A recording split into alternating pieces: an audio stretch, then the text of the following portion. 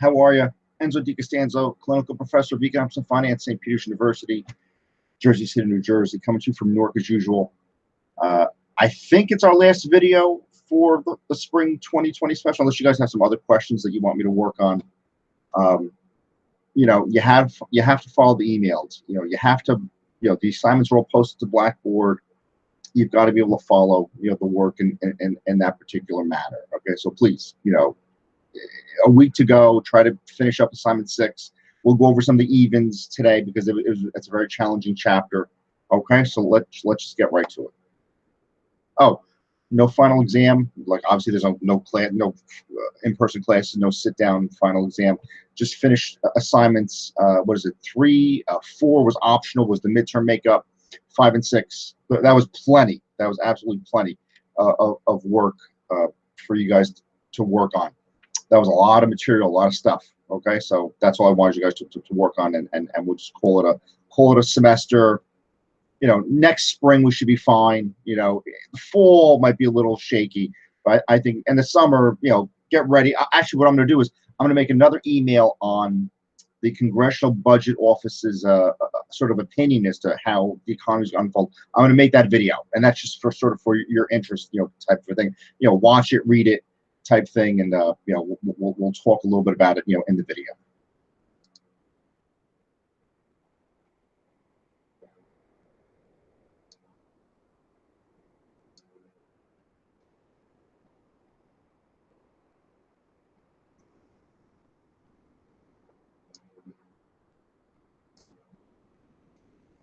Okay,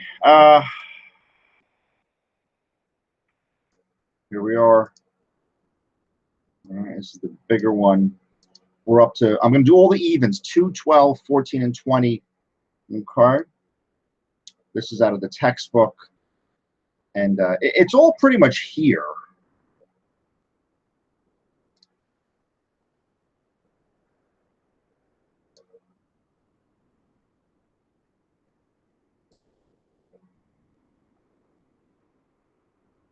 It's all pretty much here. So.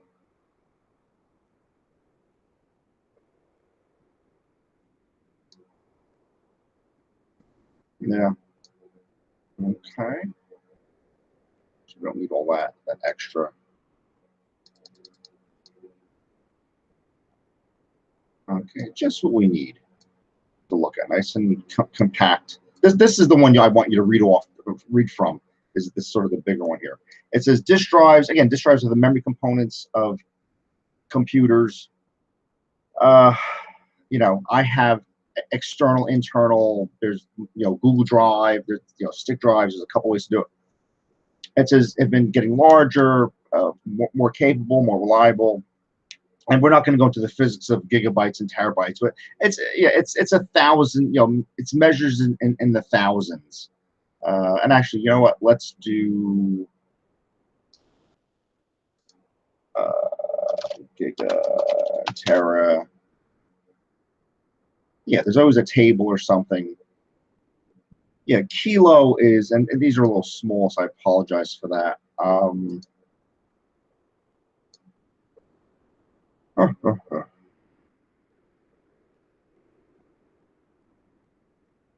I should just look at this in Wikipedia or something. Here it is. We'll look at it like this. Yeah. Okay. So you're here. Kilo is 1,000. Mega is 1,000,000. Gig is 1,000,000,000. Tera is 1,000,000,000,000. And you put the units: bytes, bits, seconds, meters. You know, all the metric units sort of next to it. Volume, memory, bytes. You know, that type of thing. Excuse me. So. And then pico and the other directions are the smaller ones. But again, the physics background folks will know a little bit about that. And it says, pardon me, folks. It says the capacity is given in terabytes. And yeah, it says right here, a terabyte's 1,000 gigabytes. Actually, this needed a comma. Here too.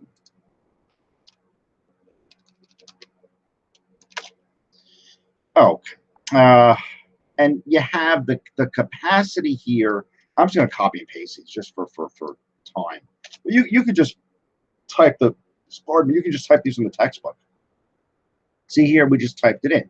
And again, you got to get used to the formatting and how many decimals, and you got to take in all the details as to what's happening. You really need to take in all the details as to what's happening. So these are this is the cost for the device. The device, it looks like a little, it's a little rectangular device. It's a little bit smaller than a book. It's almost like a thick book is what it looks like. Like a novel, a little bit bigger. And the prices, and this is a capacity. So as it gets bigger, it should be more expensive. But right away, and you can see it's sort of highlighted already. At $299, you're at a fifth of a terabyte, and to get all the way up to a terabyte is 100. So it's less by $200 less for a whole terabyte, and this is only a fifth of a terabyte. And I think the explanation that the checkers gave, or the guys who wrote the answers for the textbook, the answers that they gave was it could be shock proof, and that's true. These things can be waterproof, and those types of, you can have those types of features with things. Okay.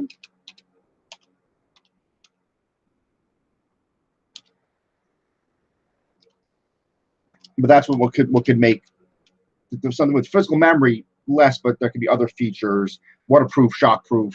It's up the airplane with you gets cold up there, and all that other stuff. And again, the y-axis, the x-axis, folks, leave no stone unturned what the response variable is, what the explanatory variable is, all those types of things. You want to have, you want to have your hands around, all the pieces to the puzzle as you're doing things. Okay, very important. So all we did here was we put in the x and the y. And again, with the formatting, control 1, it's a number, 3 decimal places, you centered it. All these details, I get these frantic emails saying, "Oh, how do I do? How do I do?" And all you got to do is just watch these videos. You just got to methodically watch, what's happening. Okay, that's really the most important thing. Okay, so we have all that. I'm just doing a little bookkeeping here. Yeah, folks, my files are, so I apologize for the little bit of a delay. You can see there's a little hesitation now in the response of Excel, because these files are getting big. My operating system is 10 years old, and my tech guys are recommending that we upgrade. So we're certainly looking to do something like that. So I apologize if you see there's a little hesitation when I hit a key or I do something, and it sort of hesitates a little bit. That's just sort of the world we're living in now. I can't really I want to be careful about updating things and things of that nature. Considering all the folks. Let me say, and myself included, all of us, have to work on a budget, and you got to measure, insurance for the house, car insurance. Then some of the, I can make do right now, sort of with what I have here, but certainly longer term, I'd want to upgrade. And again, after a decade, and I'm sort of playing with house money now with something like this, where I want to make sure that there's no, in the middle of a project, in the middle, like in November 1st, I don't want to be November 1st, and all of a sudden the system goes down and we're in trouble. Actually, folks, just what we did here was we did the sum of the x variables divided by the count. So we added them all up and divided by 8. The count of them is 8. Okay, and again, the formatting, right, was a number, 2 decimal places, centered. Okay, black font because you made a computation. With this one, yeah, we'll leave 61 cents in there. Okay, but those are the means. Okay.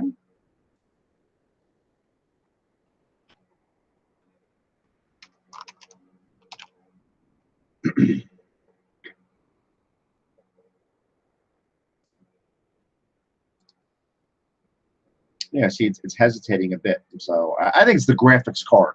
To be honest, I think graphics card in combination with the operating system, I think is what's slowing everything down. So I apologize for that. But anyway, we're gonna muddle through it as best we can. Okay. Yeah, I'm gonna use Alt 8. Get rid of the shading equals standard deviation.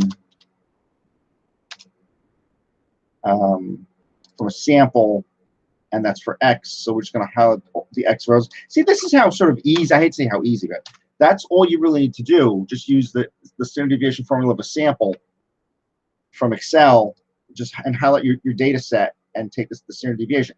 That's all well and good, but I like it that we do it. So, but we have sort of the answers here, so to speak. You know, we sort of have the stuff. It tells us what the answers are. This is the one for Y. You highlight the Y, so you can check it. But I want you to compute the standard deviation. So what we'll do, we're going to show up here equals parenthesis X minus the mean, anchor it, parenthesis, close parenthesis, control return, and then just again looking at X's. Yeah, these are just simply numbers. Okay, it's not dollars or anything like that. It's not. So you can just take this whole story down. Okay. And then you can now arrowing over isn't going to be the smartest thing because the formatting is different. So you're going to say equals parenthesis. Here's your Y. You're going to subtract the mean, anchored, all that. Control D, and then get rid of all the dollar signs. Okay, I think we're okay. Yeah. So again, you took your Y variable, subtracted the mean, X variable. I had a video last week, or actually a student asked me to talk with them, and we did it last week. And we went through this model and had to do everything. And I remember the thing I told her was just look at the top, and the top tells you, the sort of the headings tell you what to do. Okay, so once you compute X minus X bar, don't recompute it, right? Just show up over here and say, okay, I just need to square that difference, which is what we're doing right now. Oops. Yeah. And again, a little bit of a hesitation. We don't need all these decimal places. I could do it with 4, or even 2. Even do it with 2. But. And this is these are just numbers. Okay, these are just numbers. And actually, with these, you're going to want to sum this up.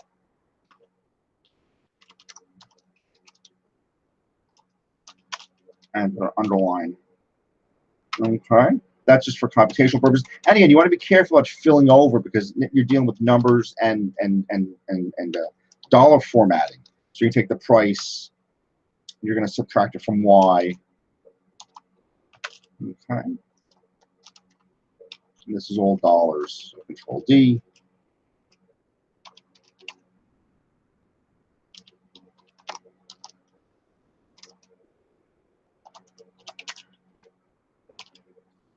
Okay. And then you're going to cross. Now, when you cross numbers and dollars, you can just sort of default to the number. Right? It's just X minus X bar, Y minus Y bar.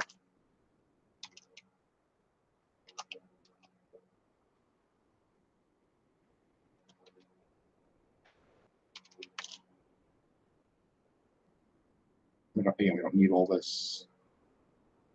You can go to 1 with this, 1 decimal place. Okay. This was just grind. You're just grinding through, is what you're doing. You're simply grinding through all this. And this is going to be this. What do we have? The square root. All right. Yeah, we have the square root. The summation of X minus X bar divided by N minus 1. Take the square root. And actually down here, you want to count all your data points. Either one, X or Y. 8. All right, because you're going to show up here. You're going to say equals SQRT, parenthesis. This is the sum of the X bar divided by, this is N minus 1, right there. Equals SQRT, parenthesis, this divided by parenthesis 1. All right. And we'll do this E stuff. We'll do it next. But yeah, okay. So this is all basic stuff, and okay, there's the formula. So some people say, "Oh, you're going too fast with the formulas," but there's the formula for that. Okay. Same thing for X. Make this a little bit bigger, wider.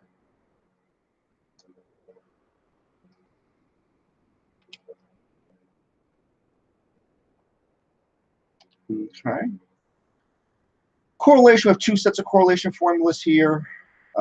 Either side of this, we can just go one by one. This is the summation of x minus x bar times y minus y bar. So, so this will be equal to this divided by parenthesis. We're doing square root parenthesis. The summation of x's times the summation of y's and the squares of those. 0.802. So pretty strong. So what that means is as x gets bigger, the price gets bigger. That's a pretty strong correlation.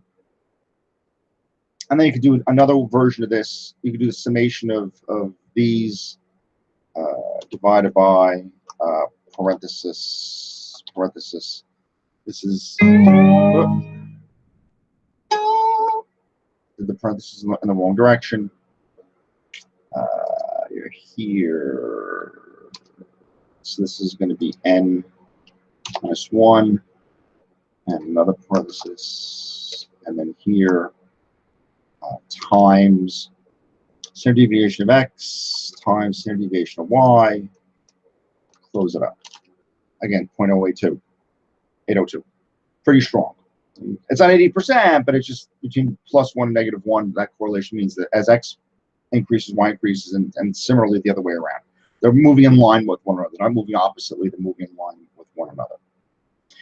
Yeah, so here you're going to predict price using this equation. You're going to predict price based on the capacity, based on the input x or the independent variable. But before you do that, though, you have to figure out the slope and the intercept. So the slope equals the correlation times the ratio of the standard deviations. What happened there, I don't know. Oh, I see what happens. Yeah, I didn't hit the shift button enough. Slope is 88, I think it is, I hope. Yeah. And the intercept, and I'm using these formulas, the intercept is the average y minus the slope, which is b, times the average x, which is right there.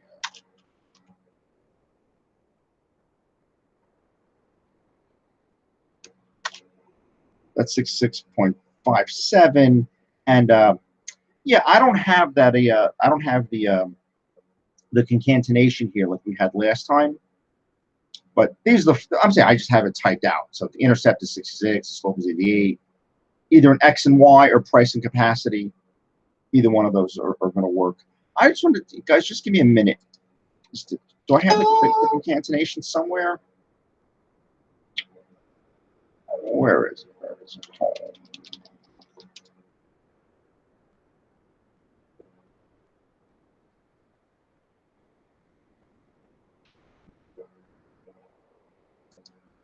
Yeah, here it is.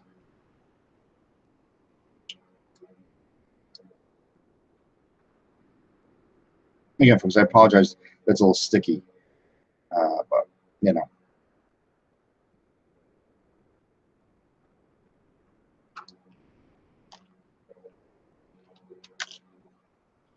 Okay. So yeah, so pretty good. Intercept, okay.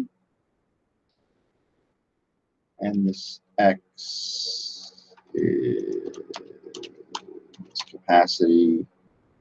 This is price. Okay. And these guys are just going to move them up. Boom. Yeah. Okay. See what happens there? So this is slope, x, intercept. That's using the concatenation. And I'll just sort of leave that up there for a minute. Again, that's just something, that's just like a little extra in the course, just learning how to use some of the Excel functions or something like that. You know, you can do, we just typed it in, is what we did. And this, you're helping to check your answers with all this stuff too. So now that you have the sort of the predictive equation, you can say intercept lock it plus slope lock it times the x. And that should give you how much this costs. So it really costs 29, but your equation is telling you it costs 73. So that's not that great. Okay, this is telling you it costs 35.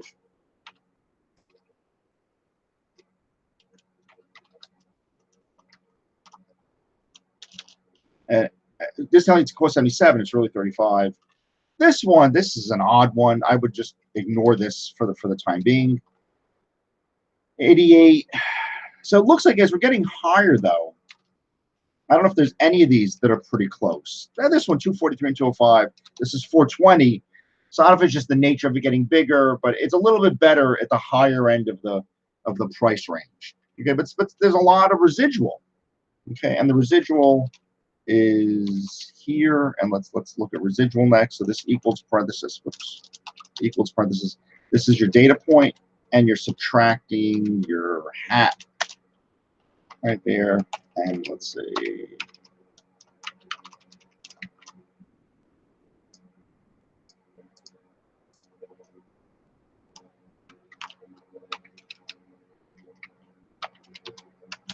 Right there.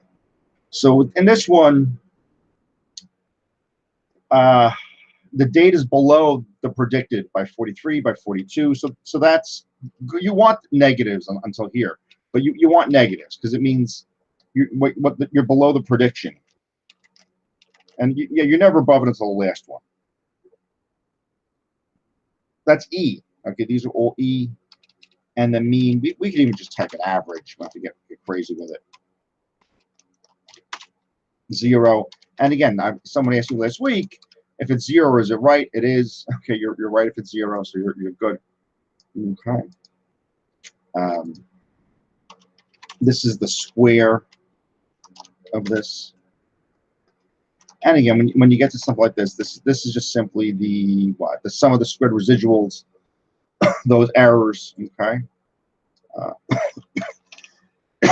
Excuse me.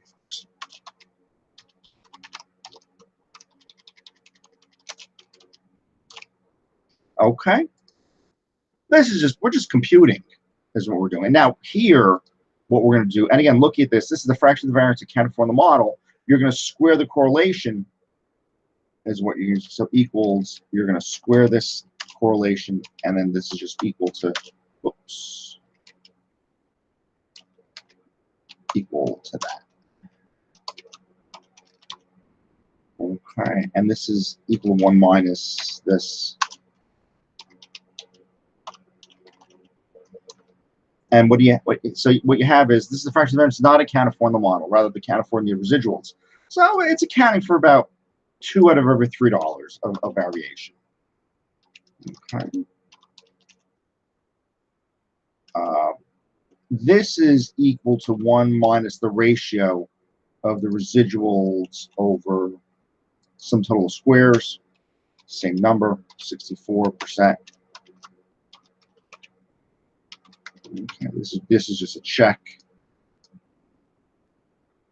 Actually, this is just, we're just typing in check. Okay, but there you go. Another deviation here.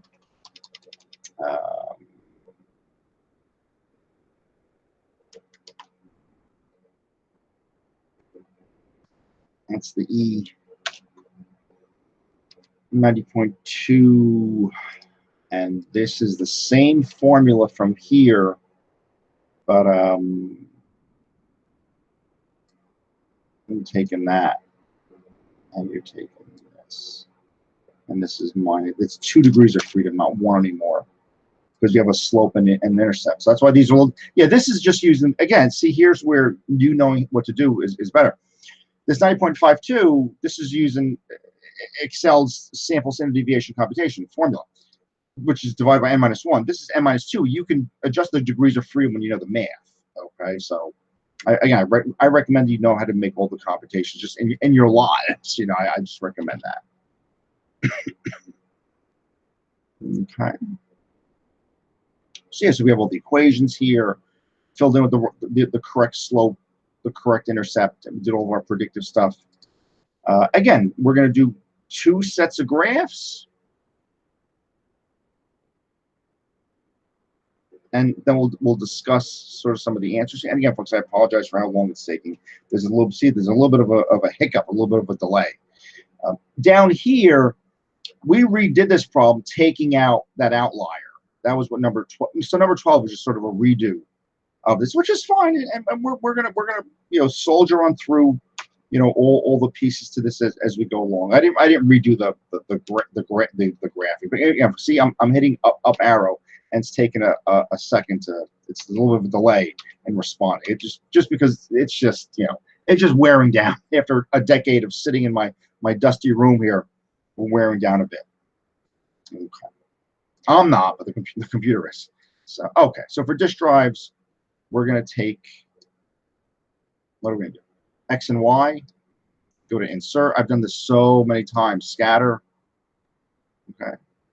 Pick the first one. Okay. Scatter plot. All right. And then we're going to work with this. You want that legend, layout, legend, and find how to do all this. Find out. So if you have Google Sheets or something, it should have similar Excel functionality. You're going to right click over the marker. You're going to go to marker option, built in, circle, like those 4. This title, this is disk drives. And actually here what you can do a little bit of an outline if you want. Okay. You picked an X and Y for this already, right? So right click, a darker outline, the lightest fill that you could get. You right click on the grid lines, style, the dots. Okay. Right click, shadow, boom. Okay. So yeah, do you need all this? This is, wow, it's 3. You could notch these a little bit smaller just to save on space, but you've been using 3, right? This is the disk drive capacity, and this is in terabytes.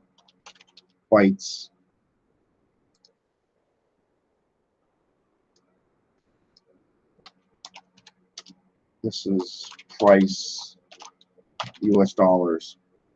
Okay, I think we got it. I think that's it. Oh, here, let's right click, select the data. Let's label the data set. This is prices for external.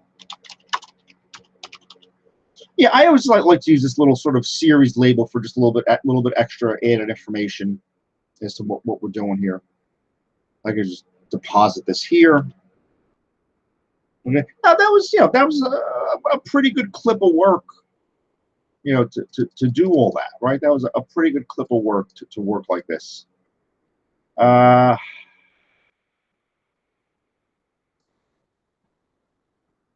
going to click on this, say copy, and I'm just going to paste it here, and we're going to do something else. This is, we're going to change the axes a bit.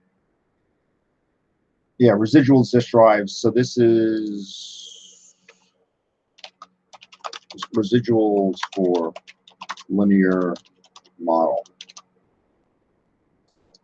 And you don't need it to be that big. Actually here, what we're doing here, and this is disk drives price versus capacity. Okay. There. So we made things a bit smaller, and you still have your formatting in the grid lines, and it's all set up for you. You're going to right click, select the data. You're going to, for the time being, you're going to add. Your predicted price is X, and I think your residuals are going to be Y. And this, we're just going to label it residuals disk drives. Hit OK, and get rid of the price one. Just remove it. Hit OK, and there you go. And again, let's fix the data series a bit.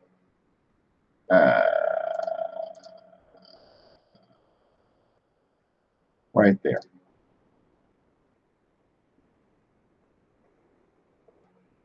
And you can angle these a bit.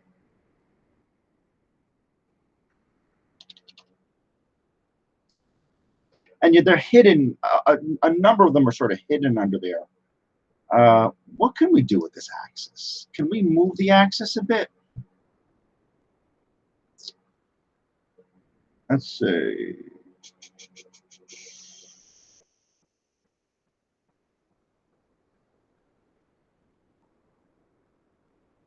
Text direction, vertical alignment.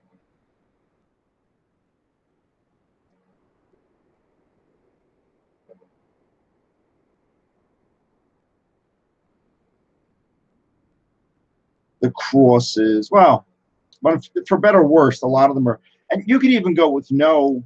You could even do it like this. Here, let's do it like this. Axis title, it's horizontal. None.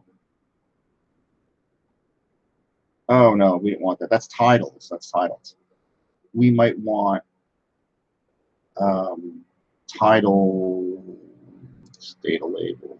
Let's data labels, axes.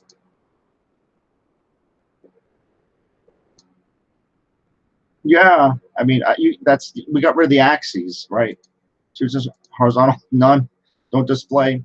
Because what you can do with this, since you already have another, you already have the other sort of axis here, you can go right under there. Because the data you're looking for is sort of right here. Oh, but I forgot it's not capacity in terabytes anymore. It's predicted price, right? This is predicted price. So yeah, this is gonna be tough to sort of work like that. And this is residual. Okay. You can work on that though. You guys, because unfortunately most of your data is obscured by that axis. Let's see what else we could do. Axis horizontal.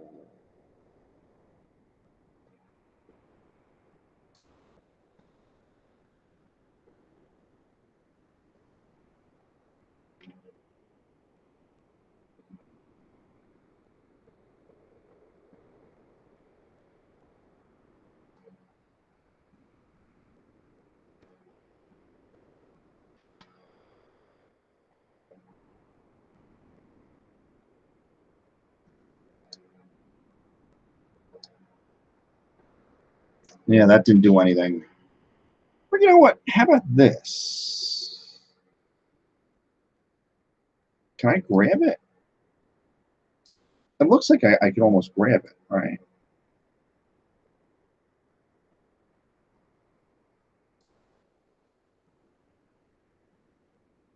Nah. Okay, we're going. You guys sort of see what's going on with this. Okay, we're not gonna. I don't want to burn enormous amount of time on board. But there's the residuals, and you want the residuals to be relatively evenly spaced, and you have this one that's sort of way out there, so you don't want that. You want these to be, you want a uniform distribution, sort of symmetric to the x-axis is really what you're looking for with these. Not that there's an extra one here, an extra one there. Okay. And then, so after dealing with all this, let's look at sort of some of the, the rest of the questions that say, prepare scatter plot. We did. Okay, we did all that. See above. Then it says, what can you say about the direction? And I'm just going to sort of take advantage of the copy and paste function with this. It says the direction is a positive association. The price increases, capacity increases. All right, we said that. The form of the relationship. So aside from the outlier, the form of the relationship is linear. Okay, so it's making these sort of conclusions. Okay, this is the stuff that we did a lot. We spent a half an hour on the math, and it feels like just a few minutes, drawing some conclusions from this. What can you say about the strength? So direction, form, strength. Okay, these are the topics you guys have to leave. You should be leaving this area with. tightly clustered along, so the linear relationship is strong. Yeah, and actually what you can do here, you can right click on a point and say add trend line, and it's linear. Okay, so there's your line that goes through it. I should do that here too.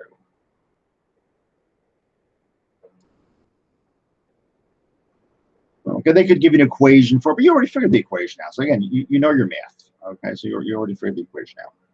You got to be able to do your numbers. You have to. There's no, you're never going to survive deal making or any of this stuff if you don't do this. Does the ScatterPlot show any outliers? Well, let's say, yeah. And again, I think I discussed this at the beginning. Yeah, that, you know, a fifth of a terabyte for $299. It seems grossly overpriced, but like I said, it could be shock proof. And we already sort of discussed that a few minutes ago in the video. You know, this sort of outlier point right there. Okay.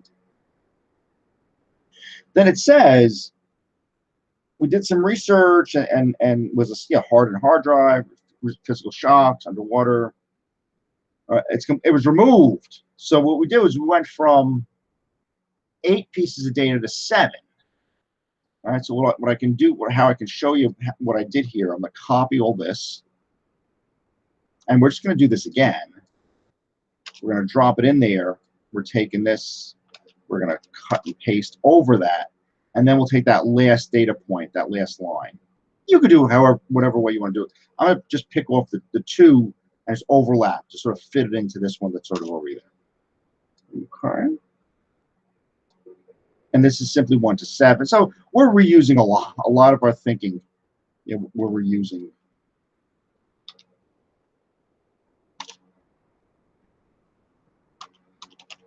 You need the border.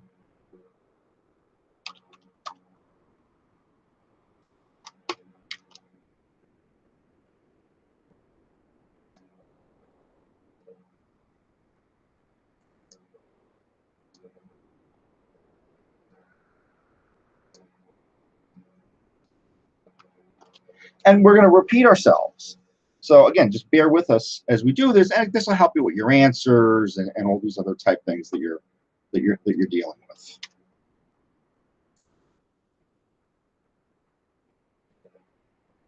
So this is going to be, you can just do average just to make your life, you know, just have it go a little bit quicker. And like I said, you got to be careful because you have different formatting. So just saying, you know, Control R, just to use that formula again. I'm not sure how much that's helping you by doing that. Okay. And again, you want to do your testing on this. So you could just grab all 3 of these because the formatting is right and all, and you can just drop them in. So the first one's okay, and actually you know, scrunch that down a bit. The second one, again, scrunch this down a little bit. And this one is, again, we have 1 less data point, and we'll get to the residuals. You know, that'll fill itself in as we get through it. So like I said, so you're getting a bonus sort of review on how to do all this again. Okay, so you took an average of the x's, the average of the y's, and folks, you know, business life, it's, you know, I'm showing you the detail approach to things. This is how you work on the detail of what's going on out in the world. You know, you've got to be able to say this and that, and you know, you've got to be able to look at things and have things make sense for you. Okay, so once again, you know, equals parenthesis, you know, the data in X minus the mean, anchor, Control D. Okay, equals parenthesis, here's your Y minus Y bar.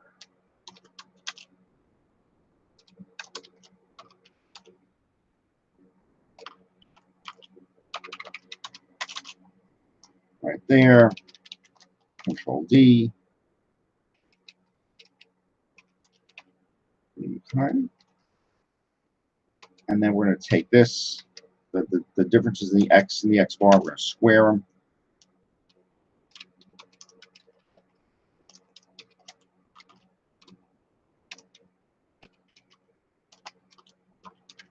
Okay, I'm going to square those. Sum.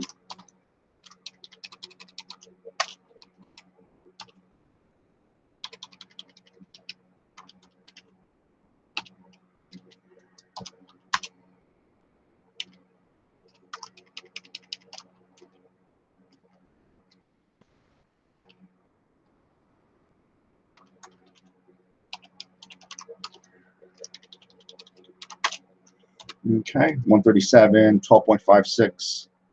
Okay, we did the summations. That's the y minus y bar x. Again, these are the same maneuvers that we previously made. And now you no longer have 8 pieces of data, right? Equals count, right? You have 7. Okay. And this, let's do SQRT, parenthesis, x, the summation of x minus x squared over n minus 1. Okay, this equals SQRT, y minus y, bar, boom, 7 minus 1, 151. And the E, we have to get to the E. The E is the residual. We'll get to that. Okay, we'll get to that.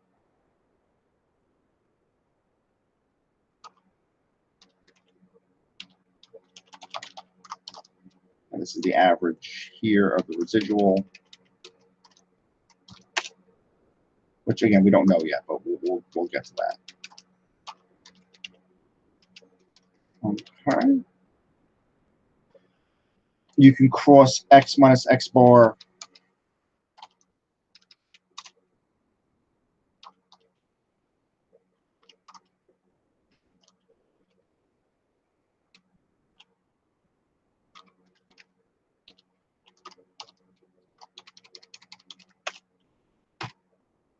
One 305, all that. Okay. So we did the summations here. Yeah, let's the correlation. I think we can compute the top one. So this equals a summation of x minus x bar. And this cross, and that's just sort of that cross, divided by parenthesis SQRT, x minus x bar squared times 1 minus y bar squared. Okay, so this is a little bit closer. You see now, and the correlation went up. It's strengthened because you got rid of that funny out. You got rid of this that's out there in the middle, wherever it was, out there in the middle of nowhere. It actually was the 299 one. Actually got rid of this one. Okay, you can see it's so far off the line. Okay, so you have this big residual here. Here, that residual was your biggest and worst one was 214. Okay, and the other residuals were 20 and 30, and this was 214. So obviously you got rid of that. You had the R here of 0.802. Now you have a correlation here of 0.994. So it's a little bit better. Okay, so this equals a summation of xx bar divided by 2 sets of parentheses, n minus 1 times s of x times s of y. Same thing. Okay. And then you can get this. So this equals this squared equals this thing. Okay, this equals 1 minus r squared. Okay. So what you can look at now is, the fraction of the variance accounted for in the model is up to 98%. Before it was 64%. So getting rid of that 1 point made the model explain the variation much better. Okay, that's what happened here. This is just a check.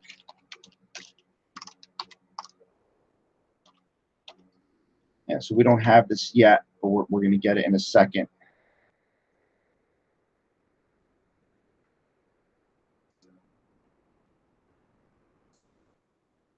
Save your work as you go. You go, take a breather. So yeah, let's get the slope. Slope equals the residual times the ratio of the standard deviations.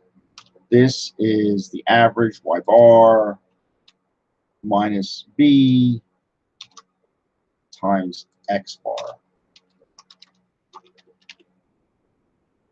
Okay, you have the slope and the intercept, 18, 103. Yeah, all good there. And again, like I said, let's just get this concatenation version.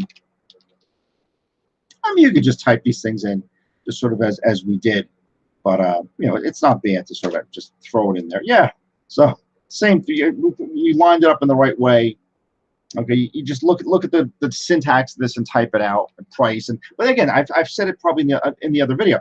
This level of sort of programming, this is how all this stuff worked long ago. You know, 30 years ago. That's what it looked like. You had to know it to that level to get formatting. The user interface came in the late 80s. That was probably around earlier, but I sort of discovered it in the late 80s, late 1980s. But it was probably around before that. So yeah, so let's do the predicted equation is going to be the intercept, okay, plus the slope, and we got to lock everything times whatever x is. So this is at 4, this is at 4.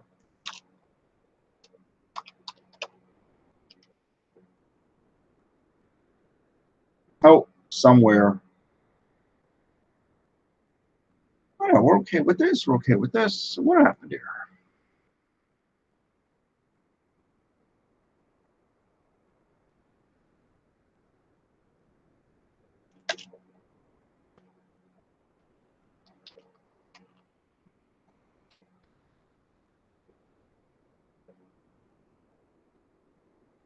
Oh, how terrible. That's when you're tired. There we go. Then you need the numbers, folks. You need the numbers. I had the labels highlighted. How terrible that was. Oh, there it is. That's what you see. That's why I do. That's why I like to do these at 10 o'clock in the morning, not 2 o'clock in the morning. Okay, but there you go. There's your predicted equation.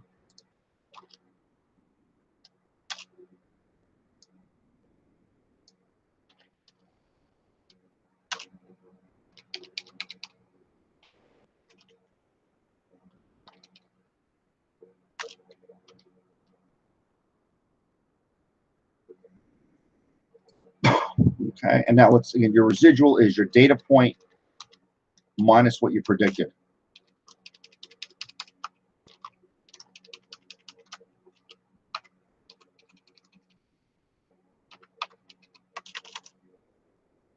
There you go. Residuals. Ta-da!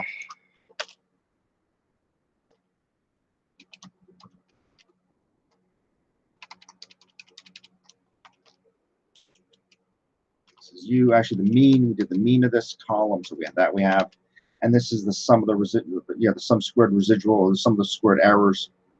All right.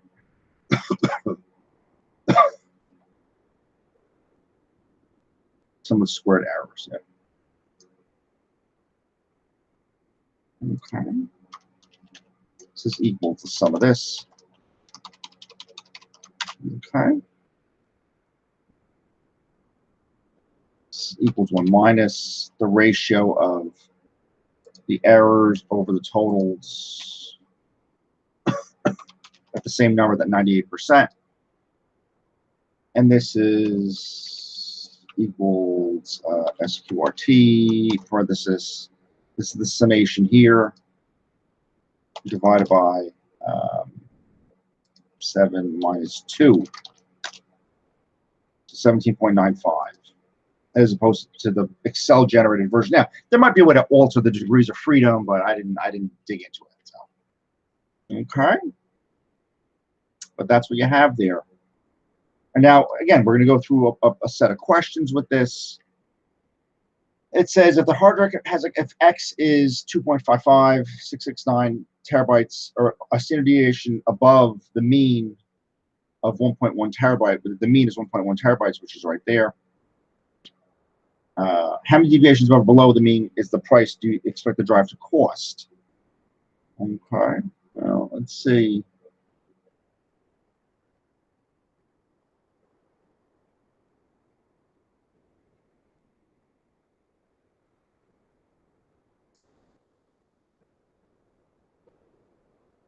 Yeah, so we're going to come here, and this is, so it's 2.55669 terabytes, which is there. This is the predicted version of this. And what I can do,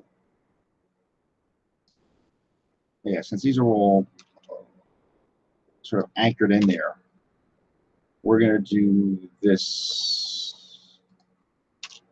There. I expect it to cost $284 is what I expect. And this, I don't know, I could have just labeled it like that, but I did like that. It says, yes, you're looking for how many standard deviations above below the mean price is what you're looking for. Okay, so you predicted a price of 284. Okay, that's what you predicted. So some of these other numbers now, this is,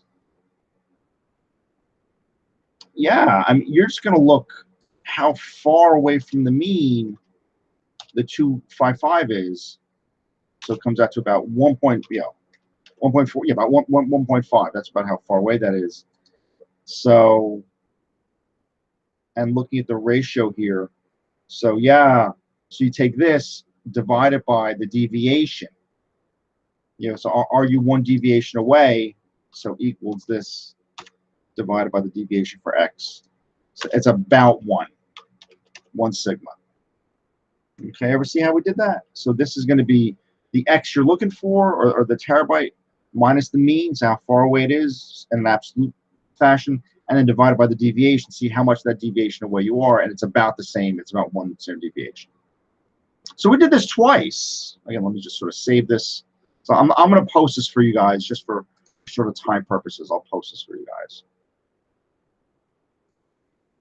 But again, you got to get up to Blackboard. You know, you got to get to Blackboard. It's all posted up there. Okay. So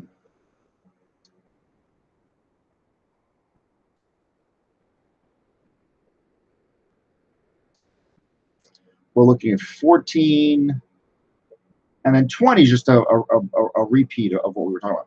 So it says for the disk drive, you know, we want to predict question capacity.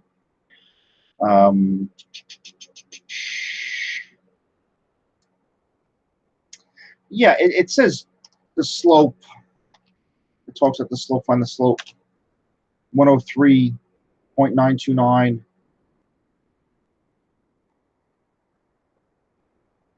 Oh, what happened here? It's not 103.929. It's or is it? Oh, you know it is. It is. Yeah, 103.929. So that's, you know, you get $103 change for every 1 terabyte increase. That's what that means. So the price goes up by $103 for every 1 terabyte increase. I probably should have typed that out in there, but I didn't. But the slope, this says what the model is, and then it says what does it mean. I just said it, so let's just do it again. And again, you got to go from the context, right? Yeah, I just said that. So $103 for every terabyte increase in capacity. You know, you've got to, you know, the math world just sort of computes the number and says, calls it a day, and that's pretty much it. But the economics world, the finance world, you know, we got to, what does it mean? You know, what does it mean? We need the number, but what does it mean?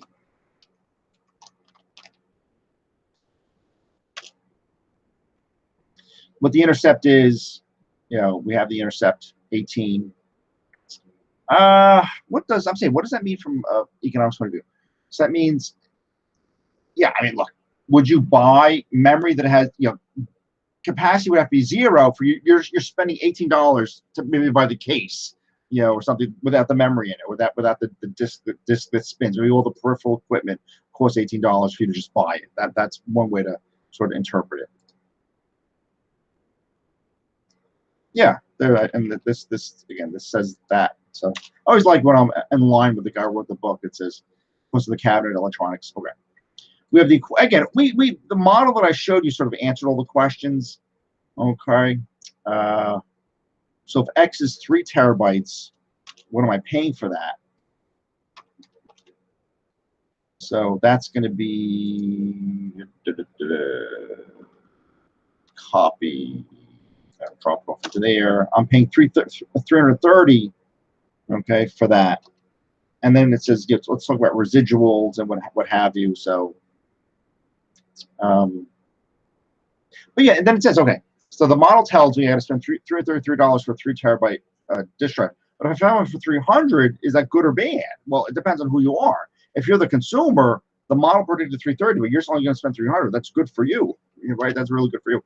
But if you're the seller, you're underpricing it by $30.40. So those are relative questions. Is this good or bad? But good or bad to whom?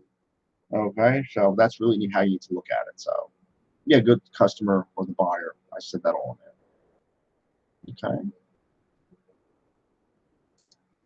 Original is negative, actual price is lower. So yeah, the model overestimates the price. Okay. And this other part here, this is just the R squared from previous is all this is. Actually, we've looked at this already. We already dealt with all this. Yeah, this is just simply. Yeah, I just brought these answers down. We already discussed this. How much is in the model? But it's pretty good. The model explains 98% of the variation. That's pretty good. Oops, I apologize for that noise. I don't like it. So yeah, so folks, let me post this to your Blackboard sites.